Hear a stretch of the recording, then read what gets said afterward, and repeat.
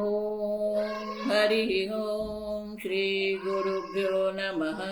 हरिः ॐ पार्थाय प्रतिबोधितां भगवता नारायणेन स्वयं व्यासेन ग्रथितां पुराणमुनिना मध्ये महाभारतम् अद्वैतामृतवर्षिणीं भगवतीम् अष्टादशाध्यायिनीम् अम्ब त्वामनुसन्दधामि भगवद्गीते भवद्वेषिणीम्।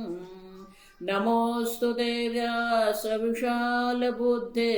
पुल्लारविन्दायतपत्रनेत्र येन त्वया भारततैलपूर्णः प्रज्वालितो ज्ञानमय प्रदीपः प्रपन्नपारिजाताय स्तोत्रवेत्रैकपाणये ज्ञानमुद्राय कृष्णाय गीतामृतदुहे नमः। सर्वोपनिषदो गावः दुग्धा गोपालनन्दनः पार्थो वत्ससुधीर्भोक्ता दुग्धं गीतामृतं महत्। वसुदेवसुतं देवं कंसचाणूरमर्दनं देवकी परमानन्दं कृष्णं वन्दे जगद्गुरुं। भीष्मद्रोणतथा जयद्रथजला गान्धारनीलोत्पला शल्यग्राहवती कृपेण वहने कर्णेन वेलाकुला अश्वत्थामविकर्णघोरमकरा दुर्योधनवर्तिनी सोत्तीर्णा खलु पाण्डवैरणनदी कैवर्तकः केशवः। पाराशर्यवचः सरोजममलं गीतार्थगन्धोत्कटं नानाख्यानककेसरं हरिकथा सम्बोधनाबोधितम्। लोके सज्जन षट्पदैरहरः पेपीयमानं मुदा भूयाद् भारत पंकजं कलिमल प्रध्वंसिन श्रेयसे। मूकं करोति वाचालं पंगुं लङ्घयते गिरिं यत्कृपातमहं वन्दे परमानन्दमाधवम्। यं ब्रह्मा वरुणेन्द्ररुद्रमरुतः स्तुन्वन्ति दिव्यैस्तवैः वेदैः साङ्गपदक्रमोपनिषदैः गायन्ति यं सामगाः। ध्यानावस्थिततद्गतेन मनसा पश्यन्ति यं योगिनः यस्यान्तन्न विदुः सुरासुरगणाः देवाय तस्मै नमः। ॐ सहना भवतु सहनौ भुनक्तु सह वीर्यं करवावहै तेजस्विनावधीतमस्तु मा विद्विषावहै। ॐ शान्ति शान्ति शान्तिः। श्लोक 18 अध्याय श्लोक नंबर 24। यत्तु कामेप्सु न कर्म यत्तु कामेप्सु न कर्म साहंकारेण वा पुनः क्रियते बहुलायासं तद्राजसमुदाहृतं। सात्विक कर्म कोने कहेवाय? भगवाने આપણે દર્શાવ્યું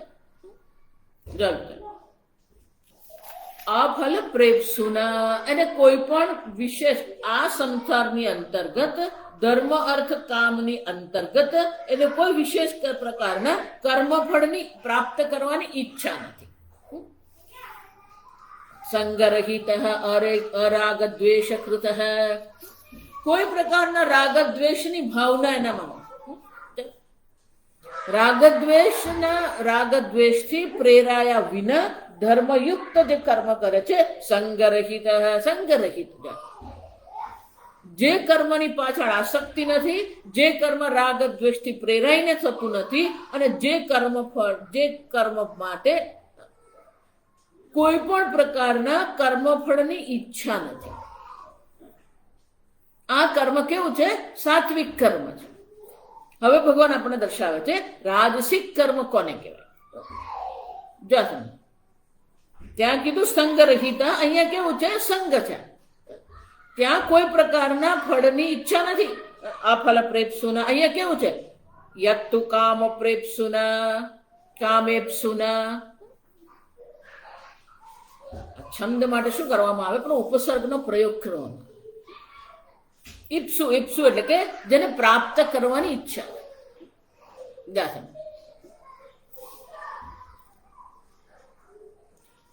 એને પેલો પ્ર લગાવ્યો આગલામાં, એટલે પ્રેપ્સુ કહેવામાં આવ્યું.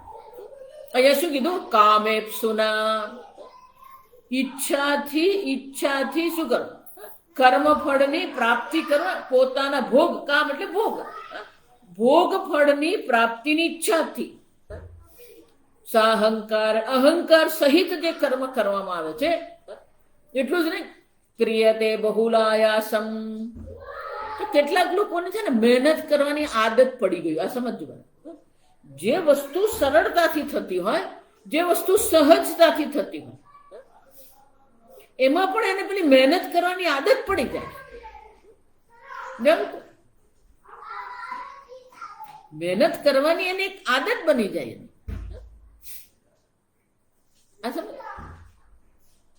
અને એટલે ભગવાન એ શું કહે છે? બહુલાયાસમ. ખૂબ આયાસ, ખૂબ પ્રયાસ કરે છે. પોતાની ઈચ્છાની પૂર્તિ કરવા માટે ભોગની ઈચ્છાથી શું કરે છે? ખૂબ મહેનત કરે.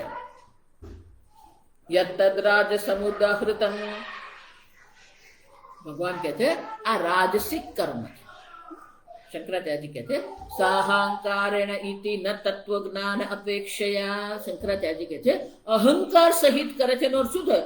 કોઈ પણ પ્રકારની તત્વજ્ઞાનની અપેક્ષા છે. કેમ? યસ્ય નાહંકૃતો ભાવ. તત્વજ્ઞાન કોને કહેવામાં? જેને અહંકૃત ભાવ છે ત્યાં અહંકારનો ભાવ જ નથી. કર્તૃત્વ નથી, કર્મના અહંકાર નથી, કર્મફળની ઈચ્છા નથી જોઈ છે. તો આ રાજસિક કર્મ છે કેવું છે? તત્વજ્ઞાનની અપેક્ષાથી બિલકુલ વિરુદ્ધ છે. પેલું નાહંકૃતો ભાવ છે, અહીંયા અહંકાર સાહંકારેણ ઇતિ જોઈ છે. કિમ તર્હિ લૌકિક શ્રોત્રિય નિરહંકાર અપેક્ષયા. તત્વજ્ઞાનની અપેક્ષાથી નથી. જો સમજો, સાહંકારેણ જે શબ્દ પ્રયોગ કરવામાં આવ્યો એ શબ્દ પ્રયોગ જે છે સાહંકારેણ ઇતિ, તત્વજ્ઞાનની અપેક્ષાથી સાહંકાર શબ્દ ભગવાન વાપરતા નથી. પણ કઈ દ્રષ્ટિએ? લૌકિક શ્રોત્રિય નિરહંકાર અપેક્ષયા. લૌકિક દ્રષ્ટિ છે, આપણે તત્વજ્ઞાનની દ્રષ્ટિ છે આપણે વિચારતા જ નથી. લૌકિક દ્રષ્ટિએ વિચારીએ અથવા તો શ્રોત્રિય. શ્રોત્રિય એટલે કે જે શાસ્ત્ર જાણનાર છે, જેણે ગુરુ પાસે બેસીને શાસ્ત્ર અધ્યયન જેણે કર્યું છે એવા જે શ્રોત્રિય છે. વિદ્યા વિનય સંપન્ને જોયું છે, એનામાં પણ વિનય છે, કોઈ અહંકાર નથી.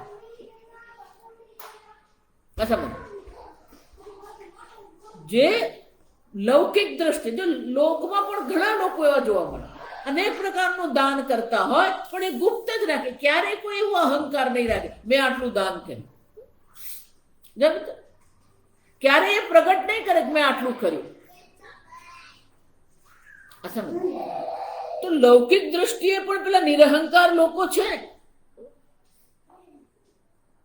લૌકિક દ્રષ્ટિએ એવા પંડિતો પણ છે જે અત્યંત નમ્ર છે, વિદ્યા વિનય સંપન્ન છે.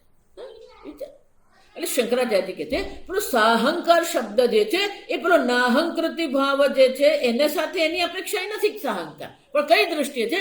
લૌકિક દ્રષ્ટિએ છે. લોકમાં એવા વિનયી લોકો હોય છે, વિનમ્ર લોકો હોય છે જે કોઈ અહંકાર નહીં કરે, અનેક પ્રકારનું દાન કરતા હોય, અનેક પ્રકારના ધર્મ કરે, અનેક પ્રકારથી મંદિરો બનાવે, બધું સામાજિક કાર્ય કરતા હોય. અથવા તો આ લોકમાં એની પાસે શ્રેષ્ઠ જ્ઞાન પણ હોઈ શકે, શ્રોત્રિય. આપણા જે વૈજ્ઞાનિક લોકો જે કામ કરી રહ્યા છે એમને કોઈ પ્રસિદ્ધિની ઈચ્છા નથી, એમને કોઈ અહંકાર નથી, દેશ સેવા છે એમને. અત્યારે પણ ઈસરોમાં જે વૈજ્ઞાનિકો કામ કરી રહ્યા છે ગુપ્તપણે, કોઈ જાહેરાત નહીં. આ બધા નિરહંકારી લોકો કહેવાય. લૌકિક દ્રષ્ટિએ એ બધા કોણ છે? નિરહંકારી છે. અને એટલે શંકરાચાર્ય કહે છે કેમ તમે આવું કહો છો? કારણ કે કારણ કે યહ પરમાર્થ નિરહંકાર આત્મવિદ ન તસ્ય કામે સુત્વ બહુલાયાસ કર્તૃત્વ પ્રાપ્તિ અસ્તિ. કારણ કે જે આત્મવિદ છે, જે પારમાર્થિક નિરહંકાર છે, સ્વામીજી એટલા માટે બહુ સરસ કે ઈગો જેને અહંકાર કહીએ, એ અહંકાર તો બધામાં જ છે. પણ આ અહંકાર કેવો છે? પારમાર્થ નિરહંકાર જડ એનલાઇટન ઈગો એને કહેવાય. જ્ઞાની અહંકાર છે. કેમ? કારણ કે એને આત્મજ્ઞાન થયું છે. હું અકર્તા અભોક્તા આત્મા છું, હું અકર્તા અભોક્તા આત્મા છું એવું જાણવાને કારણે એનામાં કોઈ પ્રકારનો અહંકાર નથી. પણ એ પારમાર્થિક રીતે જે નિરહંકાર છે એની અપેક્ષા અહીંયા ચર્ચા કરવામાં નથી આવતી. સાહંકાર જે કહેવામાં આવ્યું એ કોની દ્રષ્ટિએ કહેવામાં? લૌકિક દ્રષ્ટિએ છે. લોકમાં પણ એવા અનેક લોકો આપણે જોઈએ, અનેક એવા પ્રોફેસરો છે, શિક્ષકો છે, વૈજ્ઞાનિકો છે, ઉદ્યોગપતિઓ છે, ડોક્ટરો છે, બધા જ વકીલો છે, ડોક્ટરો છે, એન્જિનિયરો છે, અનેક એવા લોકો છે જે દેશ સેવાની ભાવનાથી, સમાજ સેવાની ભાવનાથી અનેક પ્રકારના કાર્ય કરતા રહે છે. પણ એ બાબતમાં એ લોકોને કોઈ અહંકાર નથી. એ લોકોને સેવા કરવી, પોતાના કર્તવ્યનું પાલન કરવું, એમાં જ એમને આનંદ આવે. આપણી આસપાસ પણ એવા લોકો હોય જ છે. અને એટલે શંકરાચાર્ય કહે છે શાસ્ત્ર લૌકિક શ્રોત્રિય નિરહંકાર અપેક્ષયા. લૌકિક દ્રષ્ટિથી આપણે વિચાર કરીએ છીએ અને આ લોકમાં પણ એવા અનેક પંડિતો, એવા જ્ઞાનીઓ છે. જો સમજ, જ્ઞાની એટલે માત્ર તત્વજ્ઞાનીની દ્રષ્ટિ નહીં વિચારવા. જ્ઞાની એટલે માત્ર શ્રોત્રિય એટલે માટે વેદશાસ્ત્ર જ જાણે એમ નહીં.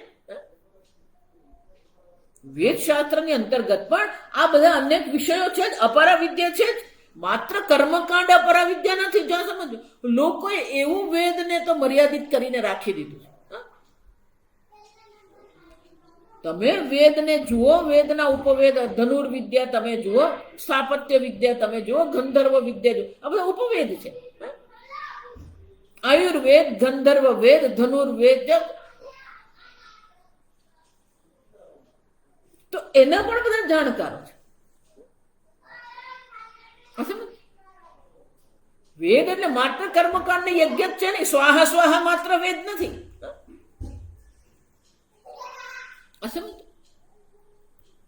એટલા માટે વેદ સંસ્કૃત સમિતિ જે છે હૈદરાબાદ, એ લોકો આ જ કાર્ય કરી રહ્યા છે કે આપણા વેદમાં પણ આ બધા વિજ્ઞાન શાસ્ત્ર છે.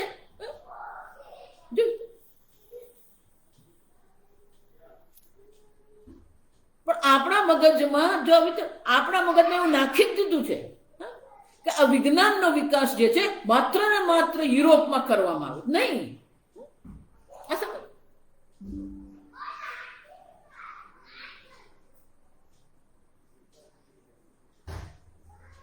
તો જે પ્રકારે આપણા શાસ્ત્રોમાં પણ આ બધી ચર્ચાઓ છે, ધાતુ શાસ્ત્ર જેને આપણે કહીએ, ખગોળ શાસ્ત્ર જેને આપણે કહીએ, ખગોળ વિજ્ઞાન જેને આપણે કહીએ,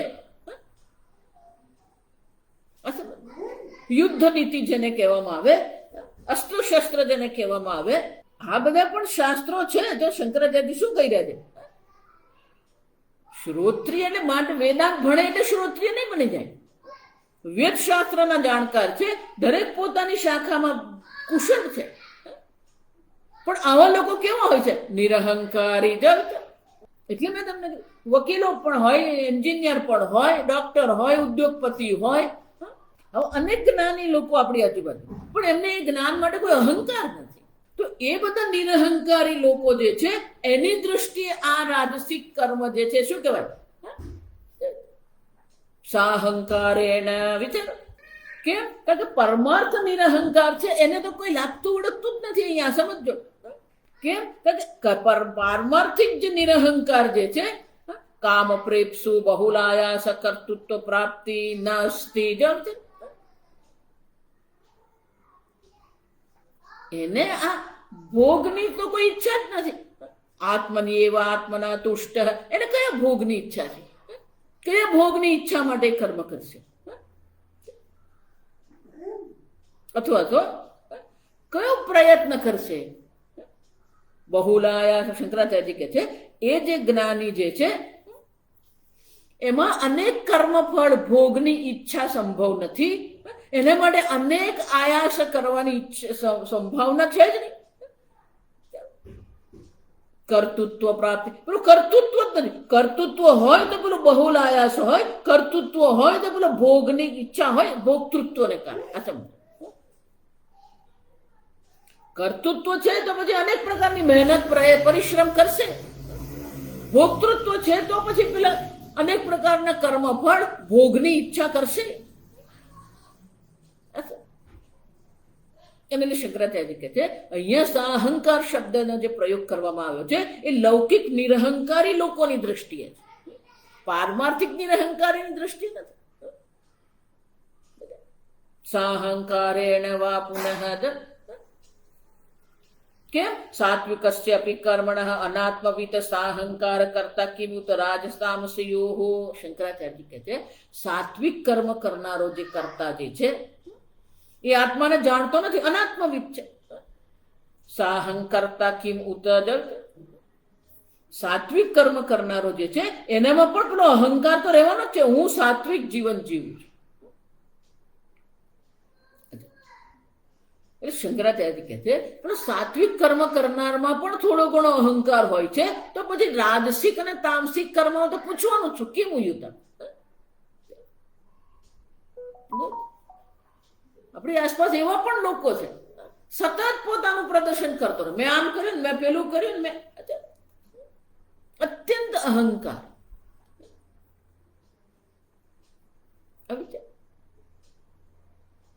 લોકે અનાત્મવિદપી શ્રોત્રિય નિરહંકાર ઉચ્ચતે.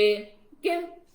શંકરાચાર્ય કહે છે આવું હું એટલા માટે કહું છું કે લોકમાં પણ આપણને જોવા મળે છે કે જે વિદ્વાનો છે, જે પોતપોતાના કર્મમાં કુશળ છે, એવા જે કારીગરો પણ છે. જો ભારત દેશ તમે જુઓ ને, ખાલી ખમણ ઢોકળા પર નહીં બેસી રહો. આ ભારત દેશની સંસ્કૃતિ તમે જુઓ, ભારત દેશની કળા જુઓ, કલાકાર જુઓ તમે.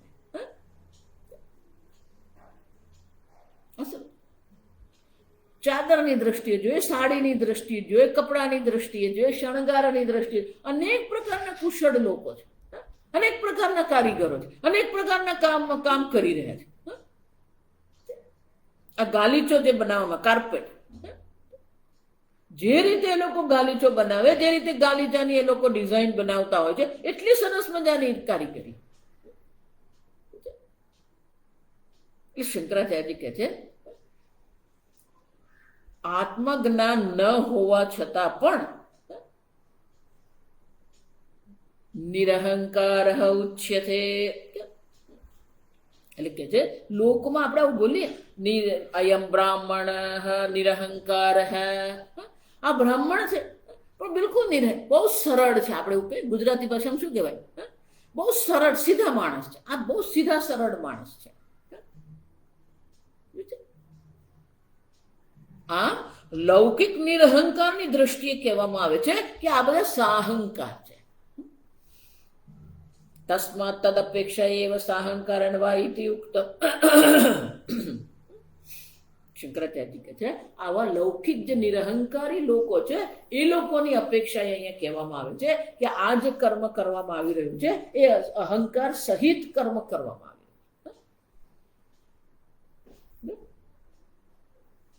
પુનઃ કે પુનઃ શબ્દનો અર્થ શું થાય? કે પુનઃ પાદ પૂરણાર્થ. આ અનુષ્ટુપ છંદ છે. અનુષ્ટુપ છંદમાં 4 પાદ છે ને દરેક પાદના 8 અક્ષરો છે.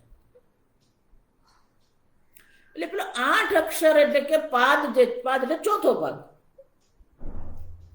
તો આ જે ચોથો ભાગ જે છે એ ચોથા ભાગના 8 અક્ષરની પૂર્તિ માટે પેલો પુનઃ શબ્દ છે. એનો કોઈ વિશેષ અર્થ નથી. શંકરાચાર્ય કહે છે પુનઃ શબ્દનો કોઈ અર્થ નથી, માત્ર પાદ પૂરણ માટે. એટલું જ નહીં, ક્રિયતે બહુલાયાસમ કર્ત્રા મહતા આયાસેન નિવર્ત્યતે તત્કર્મ.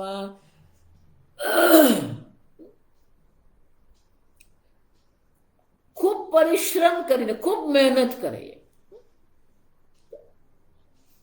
કર્ત્રા મહતા આયાસેન, અત્યંત મહેનત કરીને આ બધું એ સિદ્ધ કરે. એટલે કોઈ પણ કર્મ જે છે એ કર્મ, રાજસિક કર્મ જે છે એ રાજસિક કર્મની પૂર્તિ કરવી હોય, રાજસિક કર્મને સિદ્ધ કરવું હોય તો ખૂબ મહેનતની જરૂર પડે. મહતા આયાસેન, મહાન પ્રયાસ કરવો પડે. ખૂબ મહેનત કરીએ તો પેલું પાર પડે.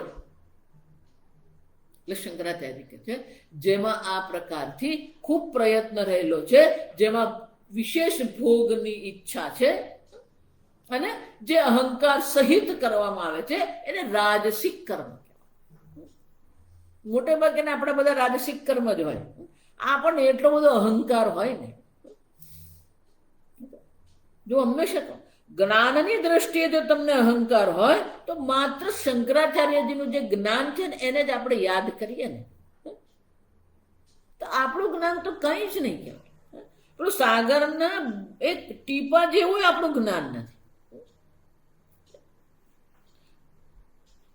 6 વર્ષે તો 4 વેદનું અધ્યયન થઈ ગયું. 8 વર્ષે સંન્યાસ ગ્રહણ કરીને એકલા ત્યાં કેરાલાથી નીકળીને અહીંયા ઓમકારેશ્વર આવ્યા. જો મધ્યપ્રદેશ. આપણો પેલો 18 વર્ષના છોકરાને એકલા નહીં મોકલી, આપણો 8 જ વર્ષનું બાળક. જો આ વિચાર, ગુરુજી પાસે આવ્યા, જ્ઞાન પ્રાપ્ત કર્યું અને 16 વર્ષ એટલે બીજા 8 વર્ષમાં તો આ બધું જે ભાષ્ય આપણને અધ્યયન કરવામાં આટલા વર્ષો લાગે ને એ ભાષ્ય વિચારી જોજો. 10 ઉપનિષદના ભાષ્ય, ભગવદ્ ગીતાનું ભાષ્ય, બ્રહ્મસૂત્રનું ભાષ્ય 8 વર્ષમાં કરી નાખ્યું. ગુરુજીને પણ પેલી કસોટી કરવી હતી એટલે ગયા, જોયે છે બાળક છે. વિષ્ણુ સહસ્ત્રનામ આપીને કહ્યું આના પર ટીકા લખો. આખી રાત, જો આ પુસ્તક તમે જુઓ ને ગીતા પ્રેસનું શાંકર ભાષ્ય વિષ્ણુ સહસ્ત્રનામ, એક જ રાતમાં આખું શાંકર ભાષ્ય એમણે લખ્યું. અને એ શાંકર ભાષ્યમાં તમે જુઓ તો કેવા કેવા વિષ્ણુ પુરાણ, નારદ પુરાણ, બ્રહ્માંડ પુરાણ, અનેક પ્રકારના પુરાણો જે છે એ પુરાણોના શ્લોકોના અવતરણ છે.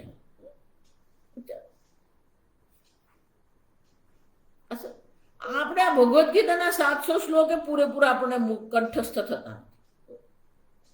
શાનું અહંકાર? જ્ઞાનની દ્રષ્ટિએ કોઈ અહંકારની શક્યતા નથી. ધનની દ્રષ્ટિએ કોઈ અહંકાર નથી. વિચાર, ગુજરાતમાં જેને ધનવાન કહીએ એ મુંબઈમાં શું છે? ધનવાન છે.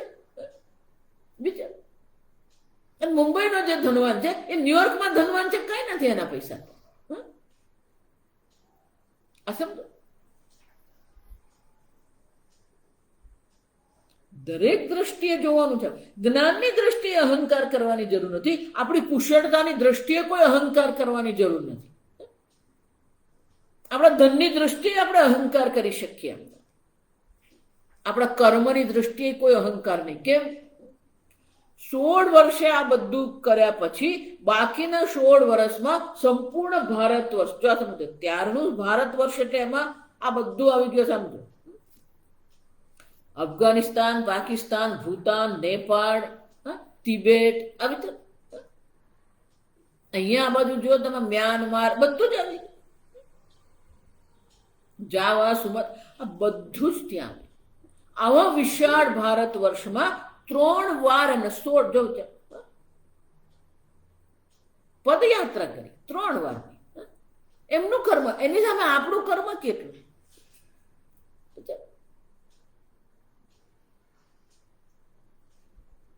કર્મની દ્રષ્ટિએ, કુશળતાની દ્રષ્ટિએ, વિદ્યાની દ્રષ્ટિએ, ધનની દ્રષ્ટિએ, કુળની દ્રષ્ટિએ કોઈ અહંકારને સ્થાન નથી. અને છતાં પણ શું છે, અહંકાર કરીને જ બેઠા. સાહંકારેણ ક્રિયતે, જે કર્મ અહંકાર સાથે કરવામાં આવે એ કર્મ કેવું છે, રાજસિક કર્મ છે. એટલું જ નહીં, અનુબંધમ ક્ષયમ હિંસામ, અનુબંધમ ક્ષયમ હિંસામ, અનપેક્ષ્ય ચ પૌરુષમ, અનપેક્ષ્ય ચ પૌરુષમ, મોહાદારભ્યતે કર્મ, મોહાદારભ્યતે કર્મ, યત્તત્તામસમુચ્યતે, યત્તત્તામસમુચ્યતે. તામસિક કર્મ કોને કહેવાય?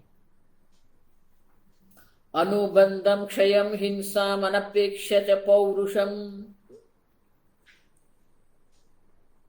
અનુબંધ, અનુબંધ એટલે કે પછી શું થઈ શકે, તમે જે કર્મ કરી રહ્યા છો એનો કયા પ્રકારનું પરિણામ આવી શકે એનો વિચાર કર્યા વિના જ કર્મ કરે. જો ઘણા લોકોને એવા પેલું કરી નાખે અને પછી પોતાનો એવો બચાવ કરે. પરિણામનો વિચાર કર્યા વિના જ, અંગ્રેજી કોન્સિક્વન્સીસ કે તમે જે કરી રહ્યા છો એનું શું પરિણામ આવી શકે, એની શું અસર થઈ શકે એ જોવા તૈયાર જ નથી, કરી જ નાખવાનું. અનુબંધમ ક્ષયમ, આ કર્મ કરવાથી મારા જીવનમાં કયા પ્રકારનો ક્ષય મને થશે, કયા પ્રકારનું મને નુકસાન થશે એનો વિચાર નહીં કરે. હિંસા અનેક પ્રકાર, જો આ ક્રોધ કરવો હિંસા જ છે, આ સમજો. ગમે તેને ખંખડાવી નાખવાનું, ગમે તેની સાથે ઝઘડો કરી નાખવાનો, ગમે તેને ઉતારી નાખવા. હિંસા એટલે બધું વાણીની હિંસા એટલે આપણે કોઈનું અપમાન કરીએ, કોઈને ખખડાવી નાખીએ, બધી વાણીની હિંસા. અનપેક્ષ્ય ચ પૌરુષમ, પૌરુષમ એટલે સામર્થ્ય. આપણા સામર્થ્યનો વિચાર, અપેક્ષા વિચાર કર્યા વિના પેલું તૂટી પડો, કરી નાખો. ના હું કરીશ, કર.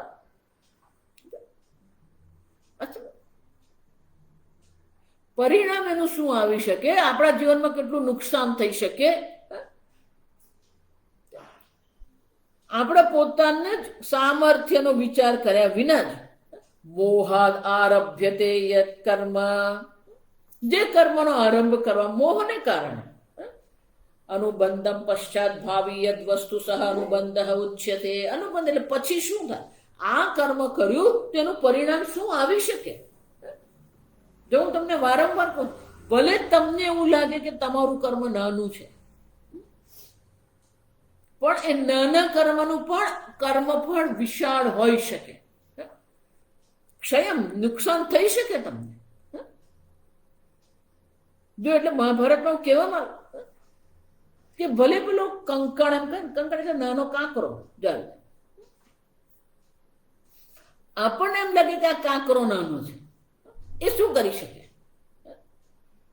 પણ ધારો કે તમે તળાવ કિનારે બેઠા છો અને કાંકરો તમે તળાવમાં નાખો, તો તમને એમ લાગે કે આ કાંકરો એક નાખ્યો. એનાથી જે તરંગ ઉત્પન્ન થાય છે, એની જે અસર જે છે, એ જ રીતે તમે જે બોલી રહ્યા મનમાં આવે એટલે પેલા સામે વાળાને આપણા મનમાં હોય બધું બોલી જ નાખો. પછી શું કરો, ના ના માફી માંગો. કોઈ માફીનો અર્થ નથી, જો આ સમજો. એક વાર કરે ને તો માફી કહેવાય, બીજી વાર, ત્રીજી વાર, ચોથી વાર કરતા જ રહીએ આપણે એકનો એક. હિંસા એટલું જ નહીં, પોતાનું શું સામર્થ્ય છે. ક્ષયમ યસ્મિન કર્મણિ ક્રિયમાણ શક્તિ ક્ષય અર્થ ક્ષય, એમાં આપણે કેટલી શક્તિ ગુમાવીએ છીએ, એમાં આપણે કેટલું ધન ગુમાવી શકીએ છીએ, એમાં કેટલું આપણા શરીરને નુકસાન થઈ શકે છે, એનો વિચાર નહીં કરો. તૂટી પડવાનું. ક્ષયમ હિંસા પ્રાણી પીડામ, બીજાને આપણે હિંસા કરીએ, બીજાને પીડા પહોંચાડીએ. જો આવી તમે કર્મ કરો એટલે એ કર્મનું ફળ મળવાનું જ છે, કોઈ છટકી નહીં શકે. અનપેક્ષ પૌરુષમ પુરુષકારામ શક્નોમિદમ કર્મ સમાપયિતુમ એવમ આત્મ સામર્થ્યમિતિ. અનપેક્ષ પોતાનું સામર્થ્ય જે છે એ સામર્થ્યનો વિચાર કર્યા વિના હું આ કર્મ કરી નાખીશ. ઇદમ શક્નોમિ કર્મ, આ કર્મ કરવા હું સમર્થ છું. પોતાના સામર્થ્યથી જ ચાલવાનું છે. આપણું સામર્થ્ય કેટલું?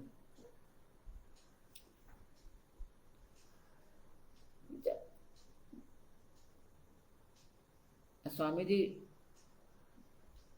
પ્રસ્થાંતરી કરાવે ને એટલે ઘણા પેલા ઉત્સાહમાં આવી જાય. એમના નગરમાં જે કોઈ સ્વામીજી હોય એમની પાસે વેદાંત ભણતા હોય, પછી પેલા ઉત્સાહમાં આવી જાય, હું વેદાંત ભણું. સ્વામીજીને બધાના સામર્થ્યની કઈ કશી ખબર હોય નહીં, પણ જુએ છે કે આટલા વર્ષોથી વેદાંત ભણે છે, એટલે સ્વામીજી કે ભલે આવો પ્રસ્થાંતરી કરો. જો એટલા માટે સ્વામીજી પહેલા શું કરે, પેલા 3 મહિનાના શિબિર કરે, 6 મહિનાના શિબિર કરે, એમાંથી પછી નક્કી કરે. એમાંથી આવ્યા પછી પણ જો આ સમજો, 3 મહિનાના શિબિર કરવામાં આવે, 6 મહિનાના શિબિર કરવામાં આવે, એમાંથી પછી સ્વામીજી નક્કી કરે કોને કોને આ 3-3.5 વર્ષના કોર્સમાં આપણે લેવું, પ્રસ્થાંતરીમાં લેવું. આવા પણ નક્કી કરેલા જે છે ને એમાંય ઘણા આવા સાહસ કરવાના, દુસ્સાહસ આપણે એને ગુજરાતીમાં. કેમ? કારણ કે શાસ્ત્ર અધ્યયન કરવું, આશ્રમ જીવન જીવવું એટલું સરળ નથી. બહુ વર્ષો પહેલા બિલકુલ યુવાન બ્રાહ્મણ, દર વર્ષે સ્વામીજી હતા ને દર વર્ષે ઋષિકેશ એકવાર હું જાઉં, એમને લઈ ગઈ. મને કે હું અમે સ્વામીજી આવીએ ઋષિ ગંગા કિનારે. મેં 2 દિવસમાં એ લોકો કંટાળી ગયા. જો આ સમજો કેમ? કે આશ્રમમાં એટલું નિયમિત ચિત્ત, ગલિયાળના કાંઠે જ ચાલે. 5:30 વાગે ચા મુકાય, 5:30 વાગે ચા મુકાય, 7:15 વાગે નાસ્તો, એટલે 7:15 વાગે નાસ્તો. પછી અડધો કલાક પછી તમે જાઓ એટલે પેલું તપેલું ખાલી થયું. 12 વાગે ભોજન એટલે 12 વાગે ભોજન. કોઈ દિવસ આવું નિયમિત જીવન એ લોકો જીવ્યા જ નહીં હતા. 2 દિવસમાં પેલું સમયસર ખાઈ લેવાનું, અકળાઈ જાય. 3જે દિવસે મને કે સ્વામી એમ જયારે બહાર જઈ આવે,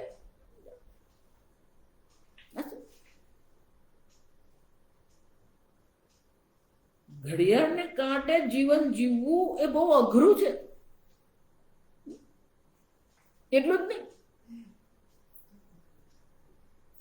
ભણવામાં પણ ત્યાં શું કરવામાં આવે, જેટલા વર્ગો લેવામાં આવે એ બધા વર્ગોને બધું શું કરવાનું, ભણવાનું હોય. આ ભણવાનું જ ખાલી એવું નથી, બધું આપણને કંઠસ્થ થવું, યાદ રહેવું જોઈએ. તો પછી પેલો આગલા દિવસનું, બીજા દિવસનું ખબર પડે.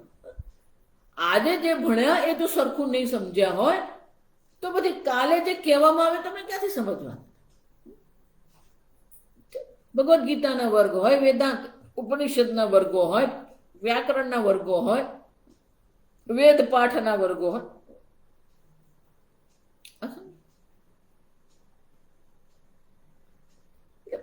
એટલે આવે ને પછી 3-4 મહિના નહીં થાય ને 4-5 મહિના નહીં થાય ને પેલો અકળાય. સ્વામીજી પાસે જઈને રડે પછી કે, એટલે સ્વામીજી કઈ ને હજી 1 મહિનો પ્રયત્ન કરી લો, નહીં તો પછી જાઓ. અને શું કહેવાય, અનપેક્ષ પૌરુષમ, પોતાના સામર્થ્ય પ્રમાણે ચાલવાનું. આપણું બીજો શું કરી રહ્યો છે, બીજો કેમ કરી રહ્યો છે એની સાથે આપણને કોઈ સંબંધ નથી. આપણું સામર્થ્ય કેટલું. એટલે શંકરાચાર્યજી કહે છે શક્નોમિદમ કર્મ સમાપયિતુમ, આ કર્મ તો કરીને, આ કર્મ પૂરું કરીશ. જો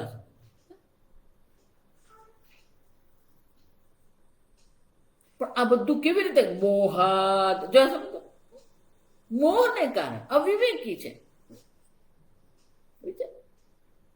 બીજાની હિંસા કરવી, ક્રોધ કરવો, આ કોઈ વિવેક નથી, અવિવેક છે, મોહ છે.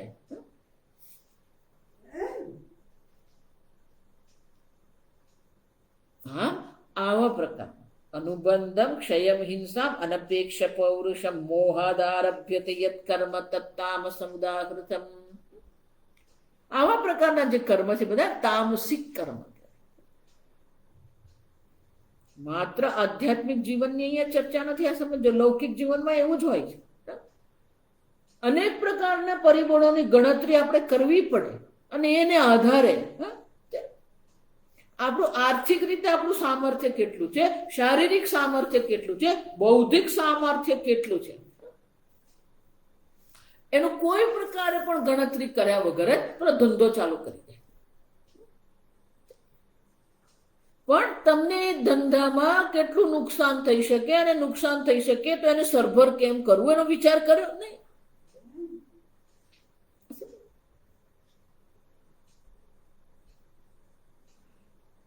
આધ્યાત્મિક જીવનમાં આ બધું જરૂરી તો છે જ, પણ લૌકિક જીવનમાં પણ આ જ હાલત છે.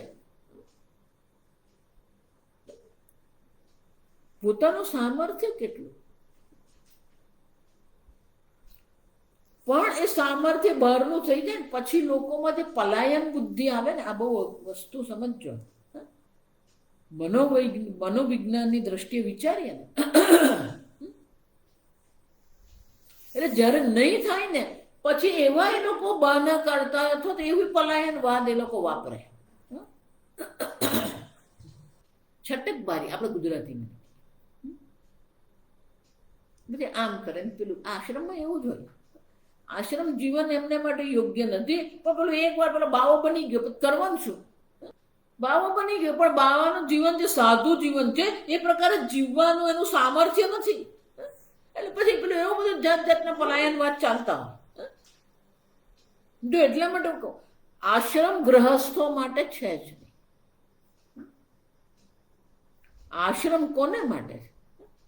જેને જપ તપ કરવું છે, ભક્તિ કરવી છે, તેને શાસ્ત્ર અધ્યયન કરવું છે, એને માટે છે. પેલા આશ્રમમાં જઈને દુકાન ચલવે. એટલે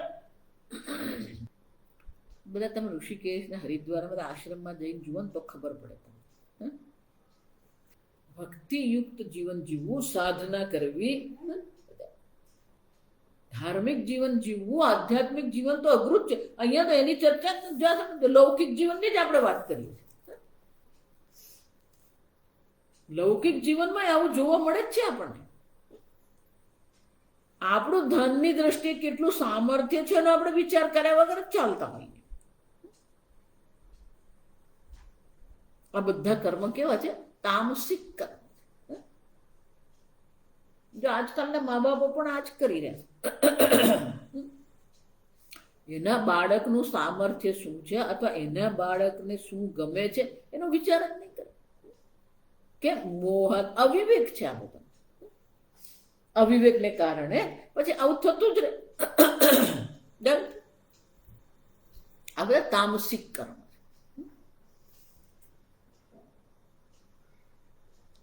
જ્ઞાનમ કર્મ તથા કર્તા ત્રિધા ભવન્તિ. ભગવાને શું કીધું?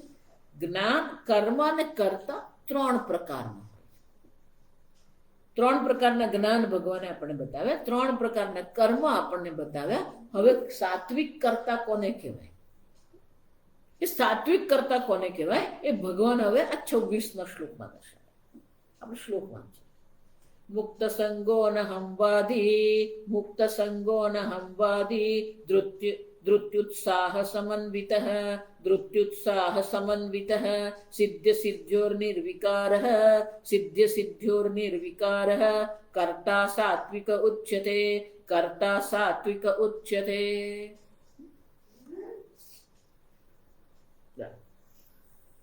સાત્વિક કર્તા કોને? મુક્ત સંગ, જે આસક્તિથી મુક્ત છે.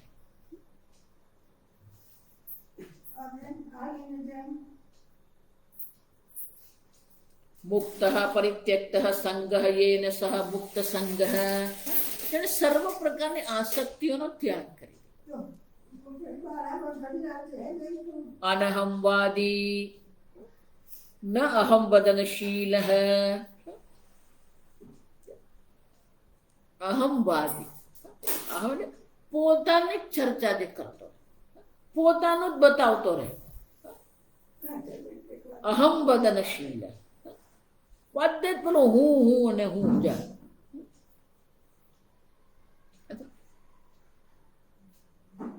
અહમવાદી નથી. કોણ છે અનહમવાદી?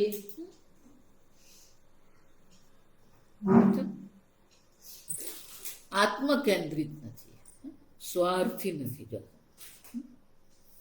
હંમેશા અન્યને પણ આપણે ગણતરીમાં લેવાનું. આપણા જીવન જીવવા માટે આપણે અનેક લોકોની સહાયતાથી જ આપણે જીવન જીવી શકીએ. અનેક લોકોના આપણા જીવન પર ઉપકાર છે. એટલે ક્યારેય કોઈ પણ કર્મ મેં કર્યું એવું કહી જ નહીં શકીએ. આપણે આગળ જોઈ ગયા બધું. આ કર્મ મેં કર્યું, આ હું છું, આવો હું છું, કોઈને. અનહમવાદ. ધૃતિ ઉત્સાહ સમન્વિત. ધૃતિ ધારણમ. ધારણ એટલે કે એક વસ્તુ પર આપણે એકાગ્ર થઈ શકીએ. ધૃતિ ધારણ. બધાના અર્થ આગળ પેલા 16મા અધ્યાયમાં આવી જ ગયા. ધૃતિ કોને કહેવાય? આપણું દેહાદિ ઉપાધિ અવસાદેશુ ભલે થાકી ગયું હોય, પણ જે કામ આપણે હાથમાં લીધું છે એને પૂરું કરીને છોડી. આમ આપણે ઉપાધિને ધારણ કરવાની આપણામાં શું છે? શક્તિ છે. ભલે આપણી ગણતરી પ્રમાણે આ કામ આ પ્રકારે થવું જોઈએ, ન થાય તો કોઈ પ્રકારે હતાશે નહીં થાય. ધૃતિ ઉત્સાહ. ઉત્સાહ ઉદ્યમ. ઉત્સાહપૂર્વક એક કરે, ધીરજપૂર્વક, ઉત્સાહપૂર્વક એક કામ કરે. ઘણી વાર આપણે એવું નક્કી કરીએ કે આટલું આમ કરવાનું છે, પણ આપણી ગણતરી પ્રમાણે ન પણ થાય, કારણ કે અનેક પરિબળો કામ કરી રહ્યા. પણ આપણો ઉત્સાહ તૂટવો નહીં જોઈએ. એટલું જ નહીં, આપણે ધીરજ પણ ખૂટવી નહીં જોઈએ. ધીરજપૂર્વક, ધૃતિપૂર્વક, ઉત્સાહથી કામ કરીએ. જે ઉત્સાહથી કામ કરનારો છે, જે ધૃતિ સહિત કામ કરનારો છે. ઉત્સાહ અને ધીરજ બંને જોઈએ.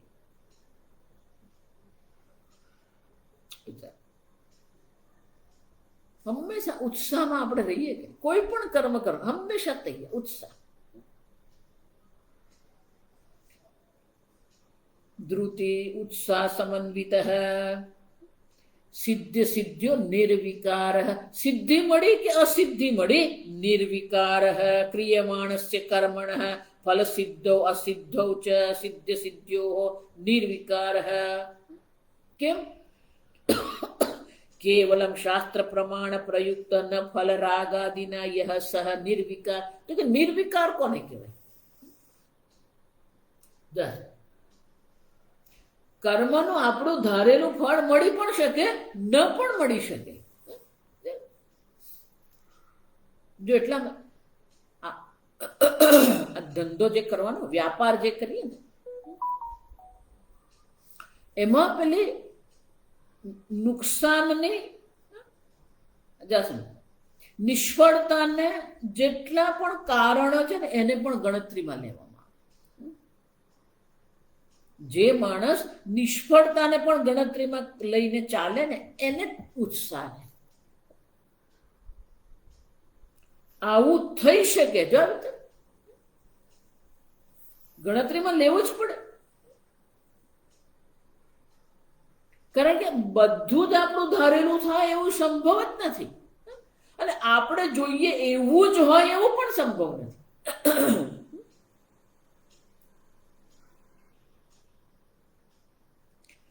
પણ મને લેપટોપ જોઈએ, પણ લેપટોપ આવું જ હોવું જોઈએ.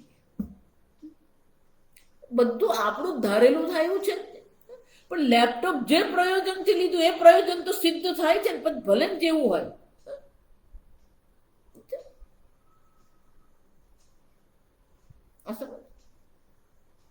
એટલે શંકરાચાર્ય કહે છે ક્રિયમાણસ્ય કર્મણઃ ફલ સિદ્ધો અસિદ્ધો છે.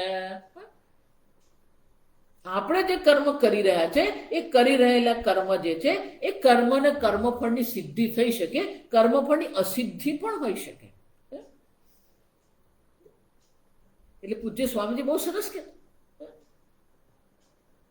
જ્યારે આપણે કોઈ પણ કર્મનો આરંભ જ્યારે કરીએ છીએ તો એક વિશેષ કર્મફળની અપેક્ષા છે. ગાડીમાં બેસીને આપણે નીકળ્યા, મુંબઈ જવું તો મુંબઈ પહોંચવું આપણી અપેક્ષા છે, અને આપણે ગણતરી કરી કે 6 કલાકમાં મુંબઈ હું પહોંચી જઈશ. જો આવી આમાં કશું જ ખોટું નથી. પણ આપણી અપેક્ષાની દ્રષ્ટિએ શું થઈ શકે? એટલે સ્વામીજી હંમેશા કહેતા કે આપણી અપેક્ષાની દ્રષ્ટિએ વિચારીએ તો 4 પ્રકારના કર્મફળ છે. આપણી અપેક્ષાની દ્રષ્ટિએ આ સમજો બરાબર. આપણે જે અપેક્ષા રાખી છે એટલે કે આપણે જે ધારેલું છે એને અનુરૂપ આપણને કર્મફળ મળે. 6 કલાકે મુંબઈ પહોંચી ગયા. આપણી અપેક્ષાથી વધારે એટલે કે 5.5 કલાકમાં પહોંચી ગયા. ટ્રાફિક નડ્યો જ નહીં અને રસ્તો સરસ હતો, પહોંચી ગયા. અપેક્ષાથી વધારે છે. અપેક્ષાથી ઓછું પણ થઈ શકે, 8 કલાક પણ થઈ શકે, અને અપેક્ષાથી બિલકુલ વિપરીત થઈ શકે, મુંબઈ પહોંચી શકીએ જ નહીં. તો કોઈ પણ કર્મ જ્યારે આપણે કરીએ છીએ તો એ કર્મને જે કર્મ ફળને ઉદ્દેશ્યથી આપણે કર્મ કરીએ, એ ઉદ્દેશની અપેક્ષાની દ્રષ્ટિએ 4 પ્રકારના કર્મફળ હોય છે. આપણું ધારેલું થાય અથવા આપણે ધારેલાથી ઓછું, ધારેલાથી વધારે થાય, એને આપણે સફળતા કહીએ છીએ. ધારેલા કરતા ઓછું થયું કે ધારેલા કરતા વિપરીત થયું, આપણે એને નિષ્ફળતા કહીએ. જો આ ભાષા જ આપણને શીખવે છે. ભગવાન આપણને કર્મફળ આપે છે, પણ આપણી અપેક્ષા કે અપેક્ષાથી વધારે હોય તો એ કર્મફળનો જે ફળ શબ્દ છે એની આગળ સ આપણે લગાવીએ, ભગવાન નથી લગાવતા. એને આપણે સિદ્ધિ કહીએ, સફળતા કહીએ. એ જ કર્મફળ આપણે અપેક્ષાથી ઓછું હોય કે અપેક્ષાથી વિપરીત હોય તો આપણે જ એની સામે ઉપસર્ગ લગાવીને કહીએ હું નિષ્ફળ થઈ ગયો. ભગવાન તો આપણને આપણા કર્મને અનુરૂપ જ કર્મફળ આપે છે, પણ આપણી અપેક્ષાની દ્રષ્ટિએ આપણે એમાં સ ઉપસર્ગ લગાવીએ કે આપણે એમાં નિસ ઉપસર્ગ લગાવીએ. એ આપણું છે. અને એટલે ભગવાન કહી રહ્યા છે કર્મફળની દ્રષ્ટિએ તમે વિચારો તો એ સફળતા સિદ્ધિ પણ હોઈ શકે, અસિદ્ધિ પણ હોઈ શકે. પણ એમાં પણ કેવો છે? નિર્વિકાર.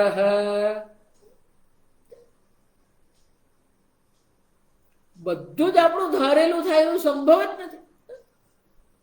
અમારે એક સત્સંગી બેન હંમેશા કહેતા ભગવાને બધાને બધું આપ્યું જ નથી. જો આ વાક્ય બહુ મજાનું વ્યવહારિક વાક્ય છે. ભગવાને બધાને બધું આપ્યું જ નથી, આ સમજ. પણ જે આપ્યું છે એમાં આપણે જીવન જીવી શકીએ. જે આપ્યું છે એમાં આપણે ઘણું કરી શકીએ. જો એટલે મેં કહ્યું કે એમાં આપણે શું કરી શકીએ સંભાવના જોવાની છે. આપણે મારી પાસે તો આટલા જ પૈસા, પણ એટલા પૈસામાં પણ તું શું વ્યાપાર કરી શકે જો તો ખરો. વિચાર. ભારતમાં તમે જુઓ ને તો આ બધા જે લારીવાળા છે, આ ડ્રાઈવરો છે,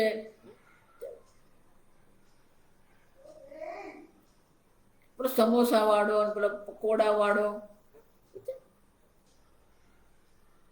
એ લોકો મહિને કઈ કેટલાય કમાઈ લેતા હોય છે. એવું જરૂરી નથી કે તમે વ્હાઇટ કોલર નોકરી મળે તો જ તમને લાખ રૂપિયા મળે. હમણાં જ અમદાવાદમાં એક પકોડાવાળો, 3 પેઢીથી એ લોકોને આ પકોડાનું કામ ચાલે, અને એ પકોડાની ગુણવત્તામાં ક્યારેય કોઈ બાંધછોડ અત્યાર સુધી કરવાનું. ગમે એટલા તેલના ભાવ વધી જાય કે ગમે એટલા મસાલાના ભાવ વધી જાય, ઘરે જ મસાલા તૈયાર કરવા. તો હમણાં એમનો કોઈ એમને ઇન્ટરવ્યુ લીધો, એટલે એમને પેલું દુકાન જોઈએ ને, તો પાકી દુકાન ખરી, પણ આ પેલું પકોડા બનાવ, ફરસાણ બનાવતા હોય એટલે પેલું તેલ હોય, બધી ગંદકી હોય થોડી ઘણી. તો હમણાં પેલો 4થી પેઢીનો જે યુવાન છે ને એનો ઇન્ટરવ્યુ લીધો. એણે બહુ સરસ કીધું કે અમને લાખો રૂપિયા મળે છે આમાં, એક દિવસમાં અમે આટલા હજારના, આટલા એક અઠવાડિયામાં, એક મહિનામાં આટલા અમે પકોડા વેચીએ છીએ.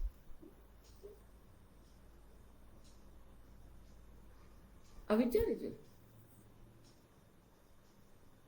એટલે સિદ્ધિ કોને કહીશું આપણે?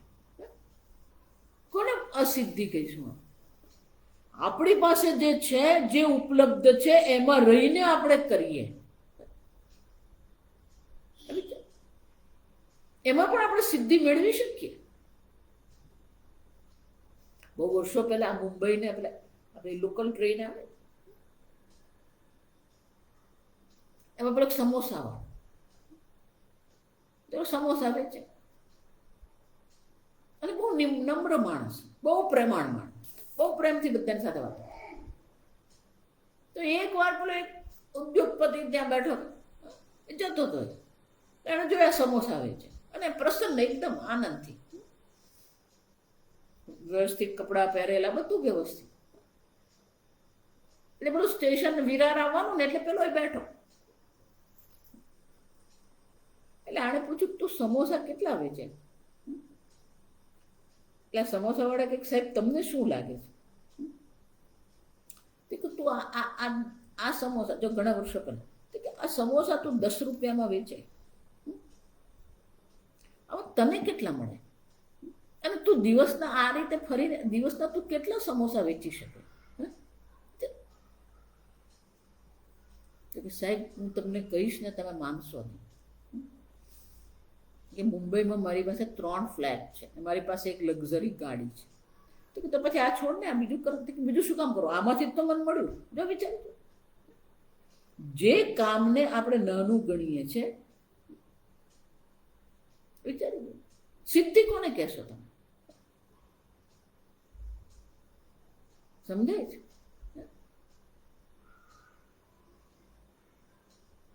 સિદ્ધ સિદ્ધ્યો નિર્વિકાર. એટલે પેલા સમોસા વાળે બહુ સરસ કીધું કે સાહેબ તમારી જેમ આમ સૂટ બૂટ આમ પહેરીને ફરીએ એટલે જ આમ સફળ થઈ ગયા એવું થોડું છે.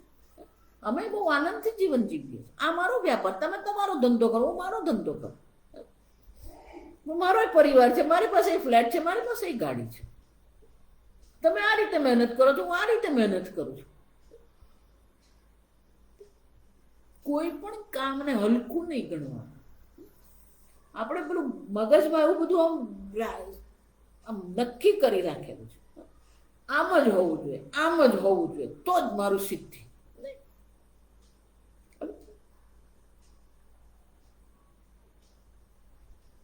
નિર્વિકાર.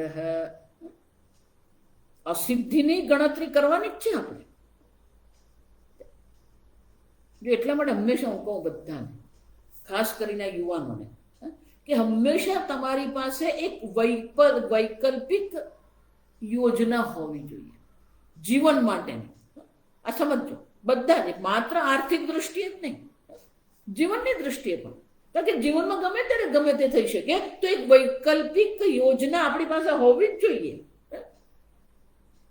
આ મોટા મોટા ઉદ્યોગપતિઓ સીધી સિદ્ધિ નથી મળી ગઈ, એ લોકોએ અનેક વૈકલ્પિક માર્ગો પકડવા જ પડ્યા હોય. અનેક વૈકલ્પિક માર્ગો પકડીને તે લોકો આગળ ચાલે છે અને ઉદ્યોગપતિ બને છે. દર વખતે તમે જે પહેલું જે આયોજન કરેલું છે એના પ્રમાણે જ થાય એવું જરૂરી નથી. પેલું બીજું પ્લાન કરો ને કદાચ એમાં તમને વધારે સિદ્ધિ મળે. અને એટલા માટે નિર્વિકારી એટલે કોઈ રીતે હતાશ નિરાશ થતો નથી. એનું મન ક્યારે ભાંગી પડતું નથી. સિદ્ધિ મળી તો અહંકાર નથી આવી જતો, અસિદ્ધિ મળી તો નિરાશ હતાશ જીવનમાં થતો નથી, એ આગળ વધતો રહે છે. સિદ્ધ સિદ્ધ્યો નિર્વિકાર. સિદ્ધિ હોય તો એનામાં કોઈ અહંકાર નથી, અસિદ્ધિ હોય તો કોઈ હતાશા એનામાં નથી. આપણે જોઈએ હર્ષ શોક. હર્ષ અને શોકથી જેની બુદ્ધિ મુક્ત છે. કર્તા સાત્વિક ઉચ્ચતે. આવો જે કર્તા જે છે એને શું કહેવાય? સાત્વિક કર્તા. આવતીકાલે આપણે આગળ જોઈશું. ઓમ સ્વસ્તિ પ્રજાભ્યઃ પરિપાલયન્તામ ન્યાયેન માર્ગેણ મહિં મહિષાઃ ગોબ્રાહ્મણેભ્યઃ શુભમસ્તુ નિત્યં લોકા સમસ્તા સુખિનો ભવન્તુ કાલે વર્ષતુ પર્જન્યઃ પૃથ્વી સસ્યશાલિની દેશોऽયં ક્ષોભરહિતઃ બ્રાહ્મણા સંતુ નિર્ભયાઃ. ઓમ સર્વેષાં સ્વસ્તિર્ભવતુ, સર્વેષાં શાંતિર્ભવતુ, સર્વેષાં પૂર્ણં ભવતુ, સર્વેષાં મંગલં ભવતુ, સર્વે ભવन्तુ સુખિનઃ, સર્વે સંતુ નિરામયાઃ, સર્વે ભદ્રાણિ પશ્યन्तુ, મા કશ્ચિદ દુઃખભાગ ભવેत्. અસતો મા સદ્ગમય, તમસો મા જ્યોતિર્ગમય, મૃત્યોર્મા અમૃતંગમય. ઓમ પૂર્ણમદ પૂર્ણમિદં પૂર્ણાત પૂર્ણમુદચ્યતે પૂર્ણસ્ય પૂર્ણમાદાય પૂર્ણમેવાવશિષ્યતે. ઓમ શાંતિ શાંતિ શાંતિ. હરિ ઓમ. શ્રી ગુરુભ્યો નમઃ. હરિ ઓમ.